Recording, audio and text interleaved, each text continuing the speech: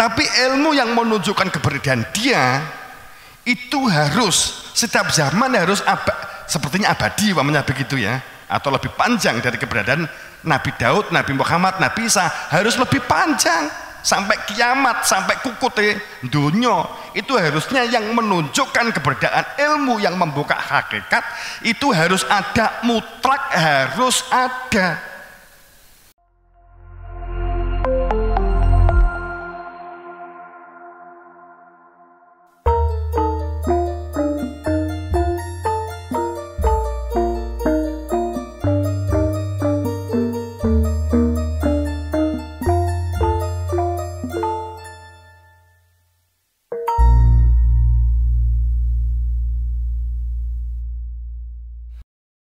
Megang stempel sang pengesah,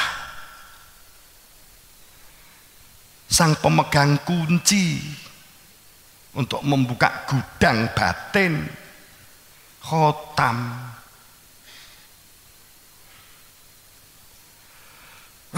Nanti khotam itu, dan dia adalah penyentempel seseorang untuk memiliki ilmu kenabian, ilmu tauhid.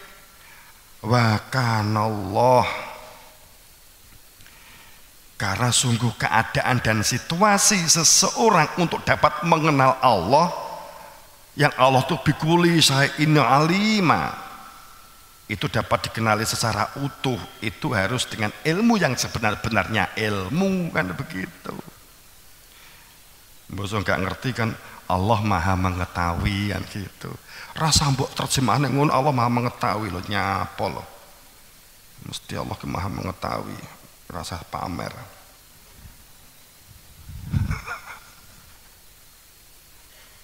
Atau maha kuasa loh, kowe kayak ngerti ngono. Pegel gak? Yo sapa ngarang Gusti Allah tuh maha ora ngerti. Allah yang maha mengetahui lah, rasa mbok omong. Kan Allah maha kuasa. Iya. Awak dhewe sering diinformasikan Allah itu maha absor, Allah tuh maha teliti loh, Allah tuh maha teliti. Rasa mbok omong, saiki kuwi teliti pora, kan ngono ae kan gitu ta.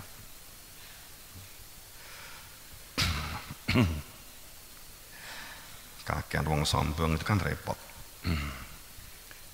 Delok gunung, indahnya Allah menciptakan itu, memang Allah maha indah. Sok banget ya, sok akrab banget ya dengan Allah.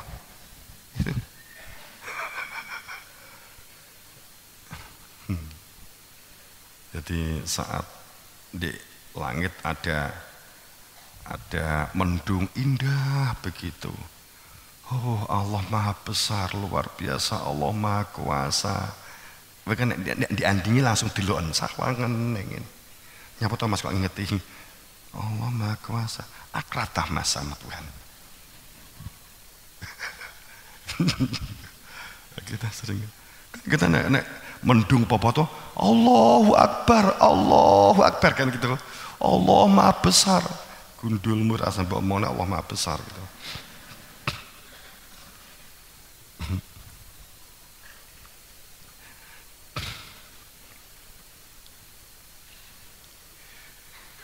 Jadi ini nisbahnya ya, saat berbicara bahwa Nabi Muhammad itu sebagai pengesah Nabi, maksudnya pengesah dalam pengertian ilmu. Kalimat khotamun nabiyyin, kalimat nabi, nabak, nabu itu maknanya, nabak, nabu itu sesuatu yang datangnya dari atas yang sangat berharga. Itu disebut nabi, itu gelar nabiku. Nabi itu sesuatu nabu, nabak yang asalnya dari atas, dari sesuatu yang tidak kita jangkau, dari Allah, dari sisinya Kanjeng Nabi, tentang ilmu yang membuka hakikat keberadaan dia. Siapa? Pengkhotamnya. Siapa pengkhotamnya?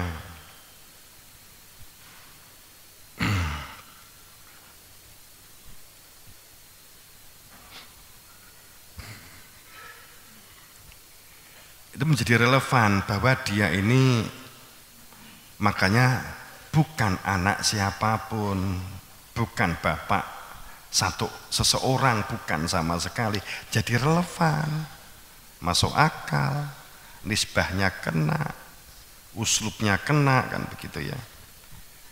Wa ma ja'alnahum jasadun, memang bahwa keberadaan Rasul, karena yang dihadapi adalah manusia, yang meminta ilmu adalah manusia,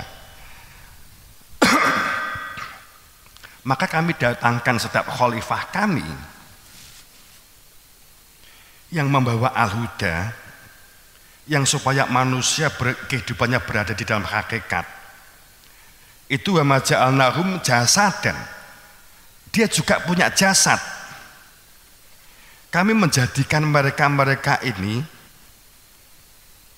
juga memiliki tubuh kasar, tubuh normal selayaknya seperti kamu, yang juga makan dan mereka juga minum to'amu wama kanu kholidin, dan dia tidak abadi. Saya kan relevan, gandeng. Jadi kami tidak mengutus, kalau kita ngomong sabiknya ya, kami tidak mengutus ja'alnahum, kami tidak mengutus Muhammad, kami tidak mengutus Isa, kami tidak mengutus Daud, kami tidak mengutus Sulaiman, kami tidak mengutus mereka. Itu jasad yang tidak makan dan tidak minum. Mereka juga makan dan minum, dan dia tidak abadi. Tapi ilmu yang menunjukkan keberadaan dia itu harus setiap zaman harus sepertinya abadi, umpamanya begitu ya, atau lebih panjang dari keberadaan Nabi Daud, Nabi Muhammad, Nabi Isa, harus lebih panjang sampai kiamat, sampai kukute dunia. Itu harusnya yang menunjukkan keberadaan ilmu yang membuka hakikat itu harus ada, mutlak harus ada. Namun keberadaannya Muhammad, keberadaan Isa, keberadaan Ibrahim, mereka itu adalah jasadun layakunu at-ta'am. Mereka jasad yang harus makan, yang harus minum, dan mereka itu wa makanu kholidin, dan mereka ini tidak abadi. Tapi ilmunya enggak untuk mandek, ilmunya enggak untuk berhenti, supaya manusia itu berada di dalam iman. Ilmu bukan wawasan, ilmu bukan wacana, ilmu bukan masalah pengetahuan. Al-ilm yang menjadikan seseorang itu sadar hakikat kepastian hidup, ditunjukkan tentang apa itu fitrah manusia. Makanya mereka tidak abadi, mereka juga makan minum di surat Anbiya 8 itu. Nuhiya ilahi anahu la ilaha illah anna fa'abudun. Keberadaan dia itu nuhiya ilaihi. Keberadaan dia itu membawa inisiasi. Keberadaan dia itu diutus nuhiya untuk inisiasi, menunjukkan metode tunjuk ilaihi, tampak di dunia, akan tetapi mengetahui tentang akhirat. Di dunia ning atine di akhirat, rogonya di dunia, akan tetapi hatinya itu di Tuhan. Di dunia tapi hatinya ada kehadiran Tuhan, itu ilaihi. Nuhiya ilahi annahu la ilaha illa anna,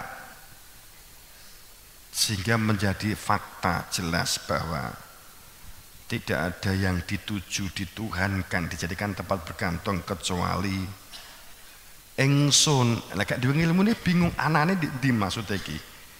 Ananya ya keberadaan al gaibnya diri Tuhan.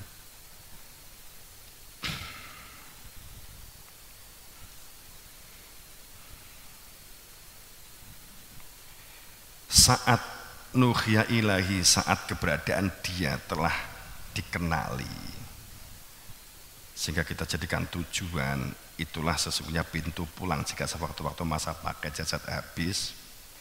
Menjadi sadar fakta makna ikhlas itu menjadi jelas,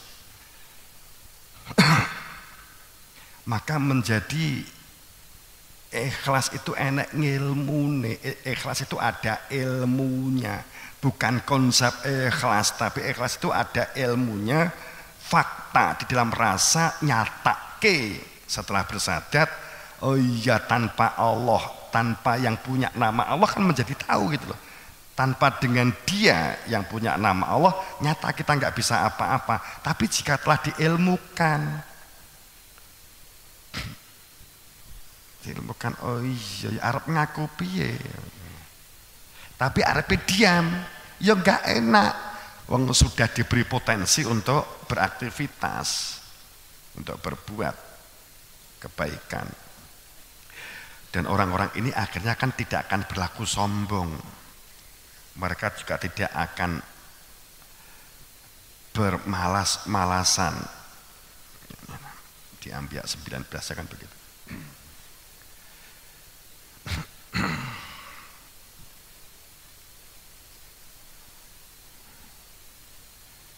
Pada saat kita diteruskan tadi kan ayatnya kan Muhammadur Rasulullah waladina ma'ahu, dan orang-orang yang bersama, yang dikatakan orang yang bersama dengan Nabi Muhammad, orang yang disebut Ahlul Bait.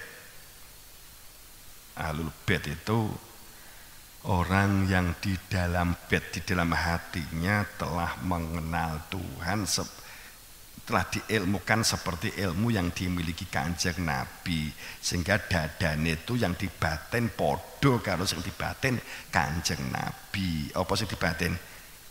Kehadiran dia yang punya nama Allah yang ditetapkan di dalam hatinya. Itu mereka yang bersama dengan Kanjeng Nabi. Mereka ini tidak akan pernah sombong. Mereka juga tidak akan suka mengeluh. Hadza dzikra man ma'iya wa dzikra man qabli.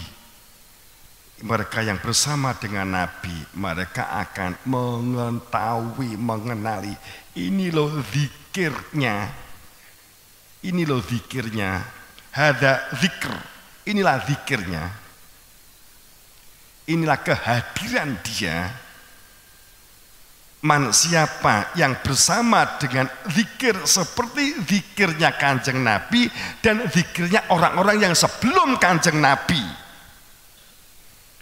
Bal aktsarohum, tapi wakeh menungso sing ora dong, ora ngerti, layak lamuna karena tidak memiliki ilmu al-haq, layak lamun al-haq karena tidak mengetahui tentang ilmu yang menunjukkan hakikat.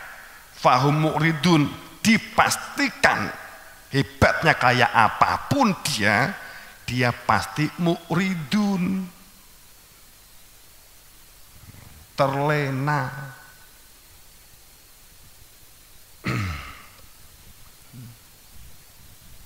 Mengingkari. Ma'ahu, mereka yang aldina ma'ahu asidat alal kufar. Jadi kalau kita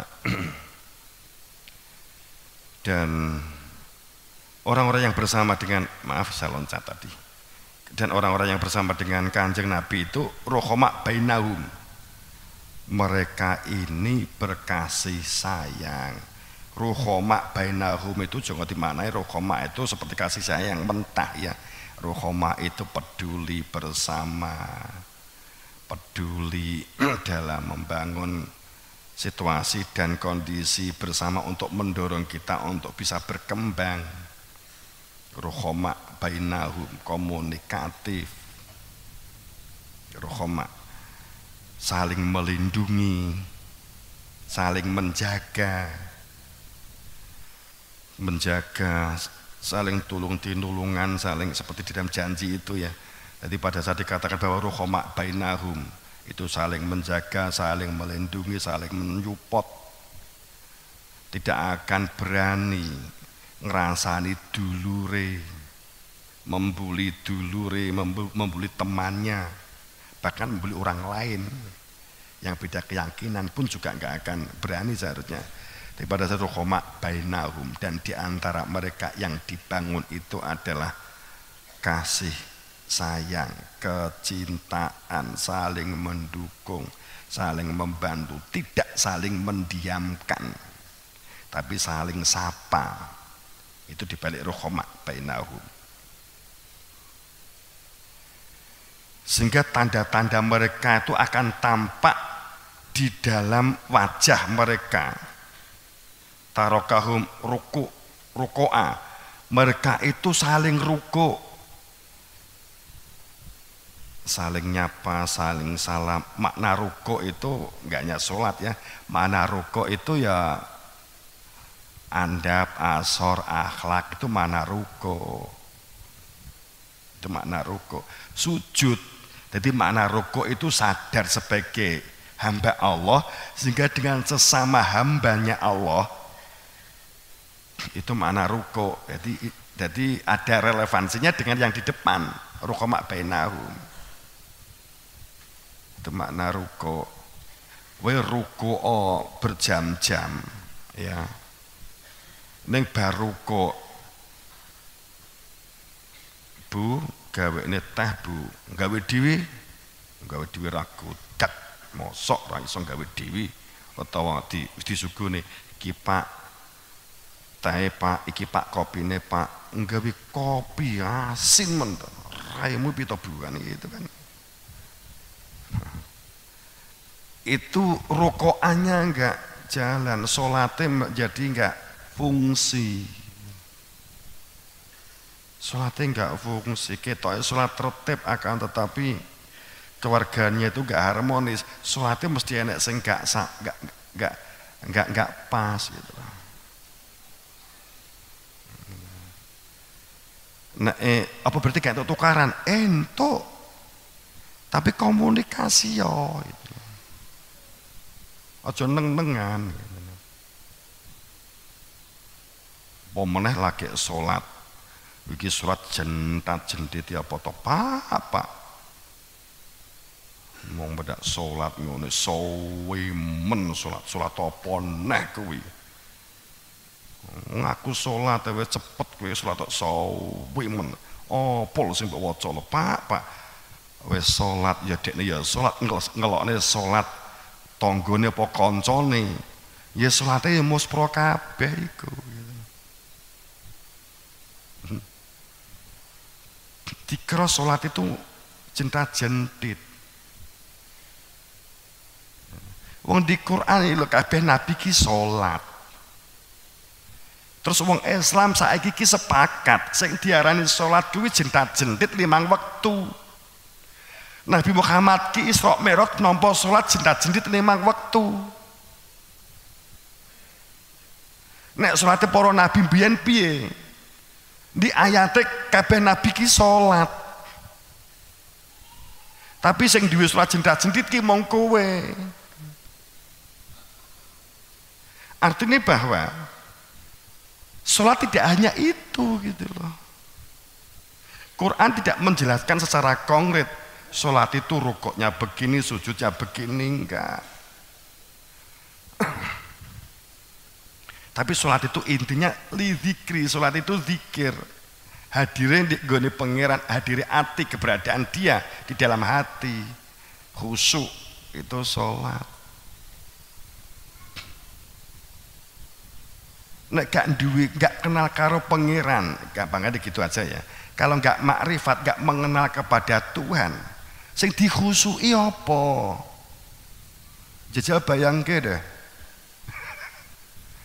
Sing dikhusyuki apa? Allahu Akbar. Bismillahirrahmanirrahim. Allah mesti kelingan silit pitik. Wes ngendok burung pitikku ya kan gitu. Allahu Akbar. Salat nek khusuk kudu roh artine, repot. Sing mbok waca ya kudu kul Allahu ahad, ora kenal karo Allah. Terus mbok waca maca artine.